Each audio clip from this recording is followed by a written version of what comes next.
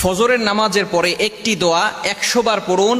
70 প্রকার বিপদ থেকে আল্লাহ পাক রব্বুল আলামিন আপনাকে হেফাজত করবেন। এবং আল্লাহ পাক রব্বুল আলামিন এটা নবী সাল্লাল্লাহু আলাইহি ওয়াসাল্লামের মাধ্যমে জানিয়ে দিয়েছেন। তিরমিজি শরীফের 3601 নম্বর হাদিসের ভিতরে রয়েছে খুবই চমৎকার একটি আমল, ছোট্ট একটি বাক্য, যে বাক্যটা আমরা অনেকেই জানি। বিভিন্ন সময় আমরা বিপদে পড়ে যাই, 70 প্রকার বিপদ থেকে আল্লাহ পাক রব্বুল আলামিন প্রটেক্ট ফ্রম অল অ্যাক্সিডেন্ট, সকল বিপদ আপদ থেকে, দুর্ঘটনা, অ্যাক্সিডেন্ট থেকে আল্লাহ তাআলা আপনাকে হেফাজত করবেন যদি আপনি ফজরের নামাজের পরে 100 বার এই ছোট্ট দোয়াটি পড়তে পারেন।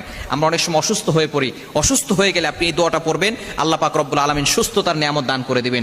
বিপদে পড়ে গেছেন, আপনি এই দোয়ার আমল করেন, আল্লাহ পাক রব্বুল আলামিন বিপদ থেকে আপনাকে উদ্ধার করে দিবেন। নবীজি সাল্লাল্লাহু আলাইহি ওয়াসাল্লাম জানিয়ে দিয়েছেন, দোয়াটি হচ্ছে ছোট্ট দোয়া, লা হাওলা ওয়ালা কুওয়াতা ইল্লা বিল্লাহ, লা মালজা ওয়ালা মালজা মিনাল্লাহি ইল্লা ইলাই, লা হাওলা ওয়ালা কুওয়াতা ইল্লা বিল্লাহ ওয়ালা মালজা মিনাল্লাহি ইল্লা ইলাই। এতটুকু করলেই হবে।